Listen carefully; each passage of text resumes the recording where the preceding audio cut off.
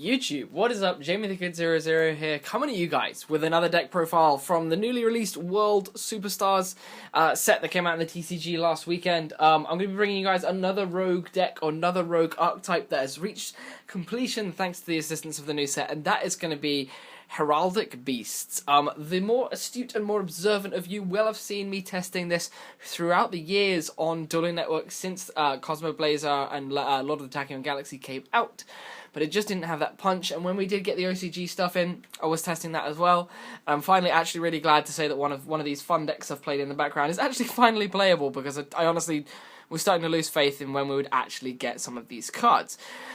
So, I've managed to put together a list. This isn't completely ideal. This is, again, very similar to the Chronomaly list that I brought you guys before, simply because I haven't tested this deck since the advent of Necros and other decks like that, so a lot of theory has had to be applied to this. However, the main practice of the build remains the same. It is literally a rank 4 engine, and it just spams them really, really hard. It's not ridiculously powerful. It does pack a punch, and it can generate rank 4s almost every turn consistently, as soon as it's actually got its engine online, and as soon as it actually finds its monsters. That's your only condition. But we're going to go through this one. I might actually do some test handing to add on to the end of this one, because some of the test hands that this deck generates are pretty cool. But we're gonna go right on into the deck profile. That'll be something for a later date. But so to start off with the list, we're going to be playing 3 of what, in my opinion, is the best monster in the deck, simply because he's the Searcher. 3 copies of Heraldic Beast Leo. Heraldic Beast. I'm going to read these because a lot of you guys are going to be new to this and won't know what Heraldic Beasts do. Heraldic Beast Leo. During the end phase of the turn, he was normal summoned. Destroy him. It's kind of saddening. 2k attack. Level 4, standard. But whenever this card is sent to the graveyard, you can add 1 Heraldic Beast monster from your deck to your hand, except one of these, and you can only do that once per turn.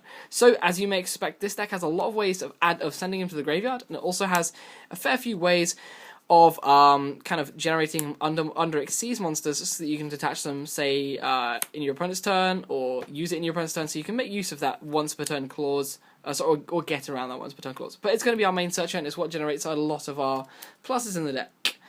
Or at least keeps our kind of free resources being generated. I then play 3 copies of the newly released Heraldic Beast Amphisbaner. Amphisbaner is a really cool card that allows us to make Lightning Chidori really consistently. It's a dragon, and its main effect is that you can discard 1 other Heraldic Beast monster and special summon this card from your hand. Now, a pretty cool card, and the one you want to always be discarding is, of course, Leo. So you can discard Leo, special summon this, search a new monster, and normal summon that one as well. And that is kind of how we'd make Chidori, if you can see the wind there. It also has a secondary effect, which I've honestly never used, but you would find yourself using it to get around the Ginlock, which reads, you can discard 1 Heraldic Beast monster. This card gains 800 attack until the end of this turn. So you can use that to get around the Ginlock if you do find yourself under it. It is a cool way around that. So, 3 Amphisbaner. Really just cool way to get around the fact that you can only normal summon once per turn, and it gets you into those rank 4 plays. We're then playing 3 copies of Heraldic Beast Aberconway. Aberconway, similarly, is a wind dragon, so it's the way we make our Chidori. And if this card is in the graveyard, you can banish another copy of this card from your grave to target a Heraldic Beast monster in your grave and add it back to your hand. You can only do this once per turn. So what you'll always want to be doing is, if you can help it, get as many of these sent to the graveyard as possible. Or when you're normally, if you're searching for just a random card that would be your last kind of... Sorry, there was a distraction in the background. If you're searching for a last card off of Leo to make just a generic rank 4, and you just need a guy, you'll normally be going for this, because you want to get these into the grave as fast as possible. So your Aberconway is your go-to guy, and you will constantly be using him once you've stacked them up in the grave to add that Leo back to your hand, so you can discard it or normal summon it into your Xyz plays and keep generating those free cards to keep generating those rank 4s.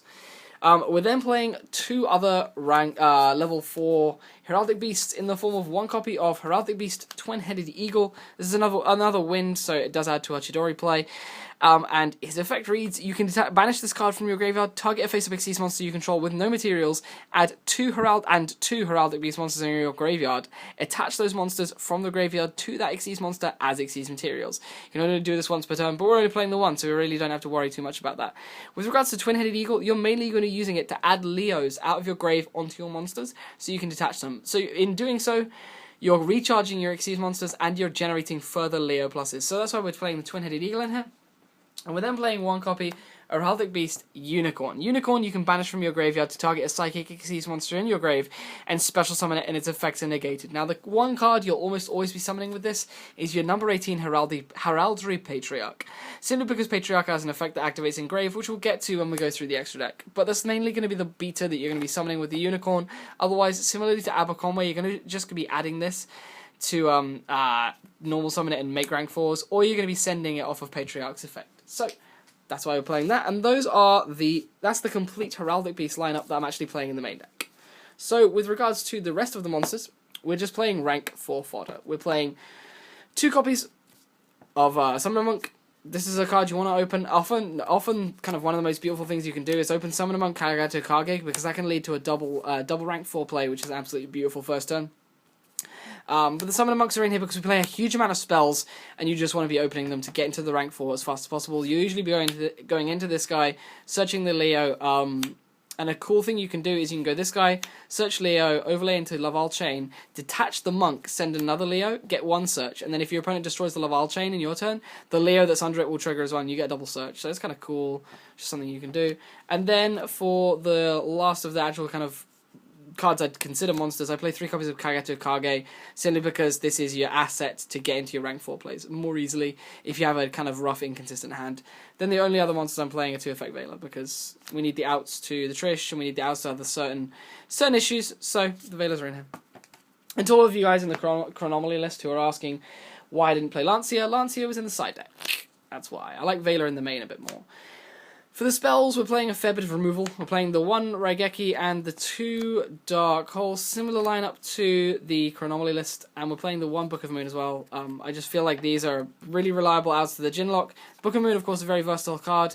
Dark Hole and Raigeki just really, really strong at getting that attrition back on the board, because this deck doesn't really drag attrition back very well unless it can exit on night, so you want to be having those ways to regain board control, because your deck is fairly slow. The only other one of them playing in the deck is Soul Charge, because bringing back a huge board of stuff and then just making like passive defensive Xyz monsters is a really, really strong play. So the Soul Charge is in there. And of course, like having 101 and Castell means you can actually do something without using your battle phase. We then play some pretty damn cool spells. To start off with, these are all Heraldic cards. The rest of the spells are all Heraldic archetype-based cards. We play 3 copies of Heraldry Reborn. This is quite literally a monster reborn for a Heraldic beast monster in your graveyard. Pretty cool, right?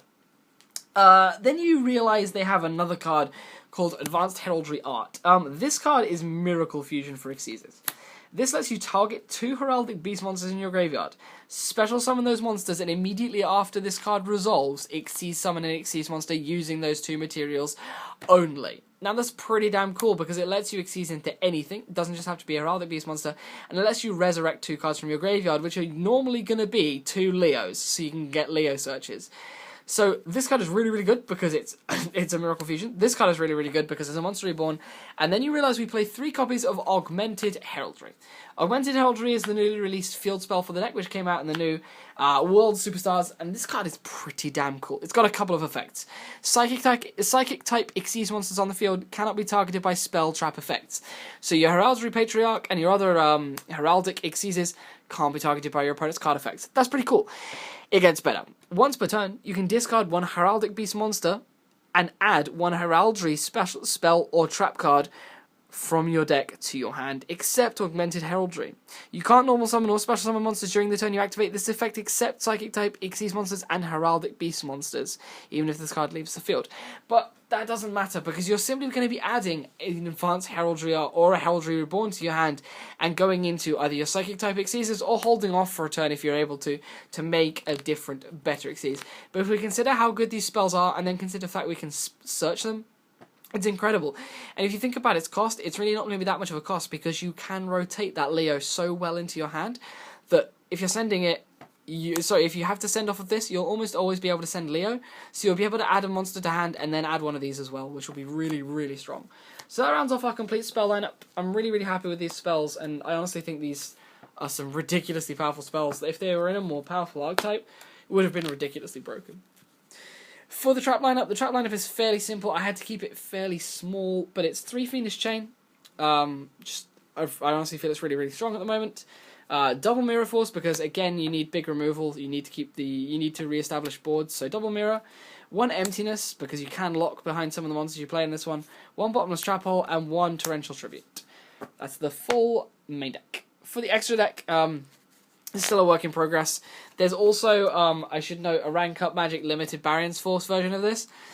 I did consider bringing you guys this one as a deck profile, but I just couldn't figure out the extra deck and kind of the stuff I wanted to play. So please do realize I did think about this. Unicorn has a really great interaction with this, bringing back the Heraldry, but I honestly couldn't figure out a consistent list in time. So if you want to go away and think of one with regards to this card, please be my guest. But please do know I did actually think about it. For the extra deck, it's 2 number 18 Heraldry Patriarch. He was also newly released in World Superstars. He has a relatively irrelevant main effect of once per turn during either player's turn. If there are 2 or more monsters on the field with the same name, you can detach an exclusive material from this card, choose one and destroy all other monsters with that name. And then while this card remains face up on the field, your opponent cannot special summon monsters with the same name as any of those monsters chosen for this card's effect. So you're going to rarely use this one. However, the last effect of it is, if this card is sent to the graveyard, you can send 2 Heraldic Beast monsters from your deck to your graveyard. So if you can generate this card for free as an asset, you can use this card to set up your grave with all of those cool cards like Aberconway, Twin-Headed Eagle, and Unicorn. So Heraldry Patriarch is in there for that. We then play the first Xyz monster released for this archetype in the form of number 8 Heraldic King Genome Heritage. Genome Heritage has a simple effect of once per turn. You can target 1 face-up Xyz monster your opponent controls. This card's name and original attack become that monster's name and current attack. And this card's effect becomes that monster's original effect. And that monster's attack becomes 0, and its effects are negated. So this card copies and steals the abilities of your opponent's Xyz monster. I'm only playing 1 of this, because you'll honestly rarely be making it, and it requires 2 Heraldic Beast monsters as the material, so it's rather specific. However, in certain situations, you will want to go for this guy. We're then playing 1 number 69 Heraldry Crest. I'm just going to make sure the camera's focused on this guy, because he's relatively irrelevant. You're rarely going to make him, and I don't really have enough time on my memory to read out his effect. So he was the Heraldry Crest. He takes 3 materials. He's rather hard to make, but we are going to be playing him just in case we can make him. For the rest of the extra deck, we're playing the 1 Emerald, because you need to recharge your deck with Leos. And we need to recharge your deck with targets, so you can assume how much you'll need to do that. We're then playing double Laval Chain. Laval Chain is a card that we use for our searching quite frequently, so I am playing 2 copies of it at the moment.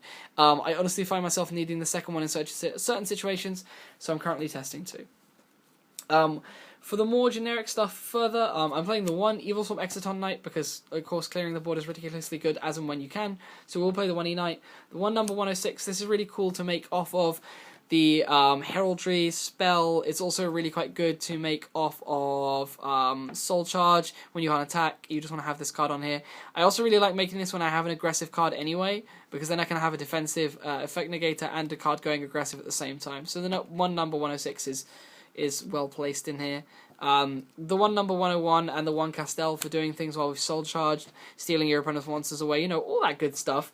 The 1 Abyss Dweller, because Dweller is still really relevant in stopping effects in the grave, so we're going to be playing that Dweller. And then the last 3 cards I'm playing are 1 Lightning Chidori, because we can make it, 1 Gagaga Cowboy, and 1 King of the Fair Olymps to search out our Kagato Kages for certain plays. So yeah guys, that brings me to about the end of this video. I hope you've all enjoyed. This has been another Rogue deck, which I've had a lot of fun with testing on Dueling Network in the past, so I figured I'd actually bring you guys it. And I hope you guys have just as much fun with it as well.